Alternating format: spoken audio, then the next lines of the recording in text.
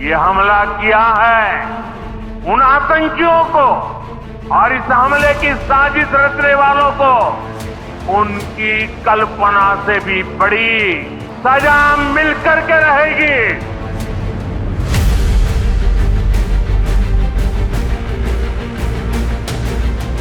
तो बहुत धन्यवाद करती हूँ, उनसे बहुत थैंक यू कहती हूँ कि उन्होंने मेरे पति की मौत का बदला लिया है।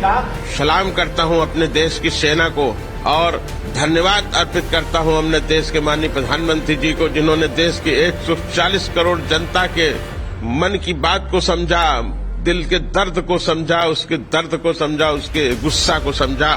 मोदी को जाकर बता देना। जी हाँ, ये लफ्ज थे एक पाकिस्तानी आतंकी के, उसी आतंकी के जिसने कई निहत्थे भारतीयों को गोलियों से छलनी कर दिया था। उन्हीं में से एक थे कर्नाटक के मंजूनाथ, जिनको आतंकियों ने अपनी गोलियों का शिकार बनाया था। जब उनकी पत्नी ने आतंकियों से कहा उन्हें भी उनके पति के साथ मार दें, तो आतंकियों ने कहा जाओ तुम मोदी को जाकर बता देना। वो तारीख थी 22 अप्रैल, आज तारीख है 7 मई। भारत के प्रधानमंत्री मोदी ने आतंकियों को बता दिया कि भारत का जवाब कैसा होता है, जिसमें पाकिस्तान के तमाम आतंकी आकाओं के ठिकानों को ध्वस्त कर दिया गया है और आतंकी अगर उर्दू समझते हैं तो उन्हीं की भाषा में नेस्तानाबूद कर दिया गया है। 26/11 मुंबई आतंकी हमले का गुनहगार, पहलगाम हमले को अंजाम देने वाले टीआरएफ का मास्टरमाइंड और आतंकियों का आका लश्कर चीफ हाफिज सईद के हेडक्वार्टर मुरिदके को उड़ा दिया गया है। वहीं संसद हमले के गुनहगार बहावलपुर में मसूद अजहर के गढ़ को ढहा दिया गया है। मुजफ्फराबाद में हिजबुल मुजाहिदीन के हेडक्वार्टर को भी भारतीय एयर स्ट्राइक ने तबाह कर दिया है। ऑपरेशन सिंदूर को आर्मी, नेवी और एयरफोर्स ने मिलकर अंजाम दिया। हालांकि ये पहला मौका नहीं है जब भारत ने आधी रात में स्ट्राइक करके पाकिस्तान को हिलाया हो। इससे पहले भी भारतीय सेना ने सर्जिकल स्ट्राइक और बालाकोट स्ट्राइक करके पाकिस्तानी आतंकी संगठनों को नेस्तानाबूद करने का काम किया है। भारत पर हुए आतंकी हमलों का बदला सेना ने पहली बार 10 दिन में, फिर 12 दिन में और अब 15 दिन के अंदर ले लिया है। आपको बता दें 22 अप्रैल को जम्मू कश्मीर के पहलगाम में आतंकियों ने 26 लोगों को बेरहमी से मार दिया था। वहां घूमने आए पर्यटकों को आतंकियों ने उनका मजहब पूछकर गोली मार दी थी। इस घटना ने भारत ही नहीं पूरी दुनिया में हड़कंप मचा दिया था।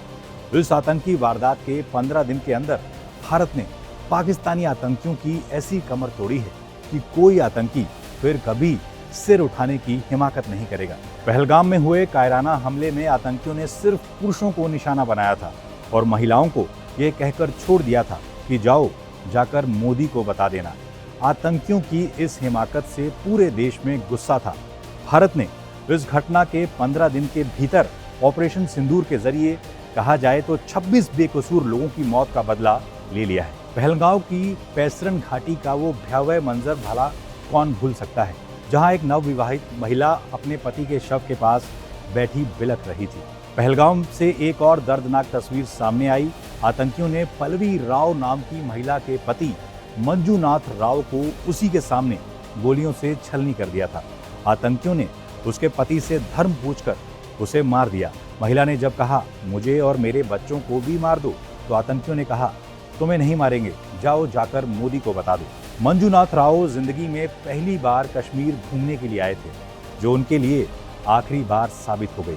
पहलगाम में आतंकी हमले के 15 दिन के बाद ऑपरेशन सिंदूर लॉन्च हुआ। इसका सिंदूर नाम कितना सटीक है इसे समझिए। उस सिंदूर का बदला है जो नई नवेली ब्याह हुई महिलाओं के माथे से पोंछ दिया गया था।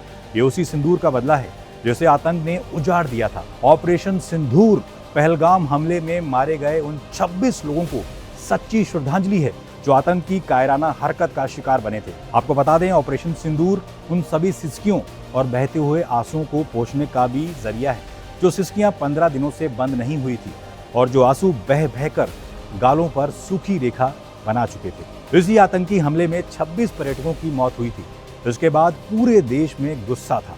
इस हमले के बाद प्रधानमंत्री मोदी ने सऊदी अरब का दौरा बीच में ही छोड़ दिया था और देश लौट आए थे। इसके बाद पीएम मोदी ने एक बैठक में सिंधु जल संधि को सस्पेंड कर दिया था।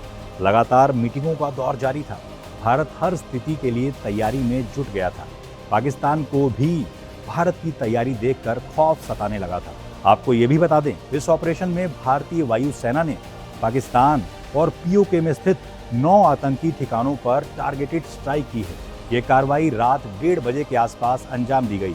ये हमला बहावलपुर, कोटली और मुजफ्फराबाद में किया गया। 22 अप्रैल को जम्मू कश्मीर के पहलगांव में आतंकियों ने बैसरन घाटी को निशाना बनाया था और इसी दौरान 26 टूरिस्ट की आतंकियों की गोलाबारी में मौत हो गई थी। इस हमले के बाद भारत ने अंजाम भुगतने की चेतावनी दी थी। वहीं कई मीडिया रिपोर्ट्स की माने तो 200 से ज्यादा आतंकी भारत की एयर स्ट्राइक में मारे गए हैं। हालांकि भारतीय सेना ने अभी तक इसकी पुष्टि नहीं की है। भारत ने यही कहा है कि आतंकी ठिकानों को निशाना बनाया गया और आम पाकिस्तानी नागरिकों को निशाना नहीं बनाया गया है। लेकिन पाकिस्तान कहां मानने वाला है, वो आतंकियों को आतंकी मानता ही नहीं है। दुनिया से ये बात छिपी नहीं है कि वो आतंकियों की सबसे सेफ पनाहगाह है, आतंकियों का ठिकाना है, आतंकियों के लिए सबसे सेफ जोन है। लेकिन भारत ने उसी सेफ जोन में घुसकर पाकिस्तानी आतंकियों को मिट्टी में मिला दिया। इस हमले के बाद पाकिस्तान बौखला गया है। पाकिस्तान के पीएम शहबाज शरीफ ने भारत को बड़ी धमकी दी है। बता दें, भारत ने अपनी एयर स्पेस से पाक पर एयर स्ट्राइक की है। पीएम मोदी ने सेना को पहलगाम हमले का बदला लेने की खुली छूट दी थी। पाकिस्तान को ऐसा जवाब दिया गया है जिसकी उम्मीद आतंक का आका पाक तो बिल्कुल नहीं कर रहा होगा। पाकिस्तान पर स्ट्राइक के बाद भारतीय सेना की तरफ से मैसेज में कहा गया है, जस्टिस इज सर्व्ड, जय हिंद, यानी न्याय हुआ। आपको बताते चले, कानपुर के शुभम द्विवेदी के पिता और पत्नी ने पीएम मोदी को धन्यवाद कहा है और सेना को सलाम किया है।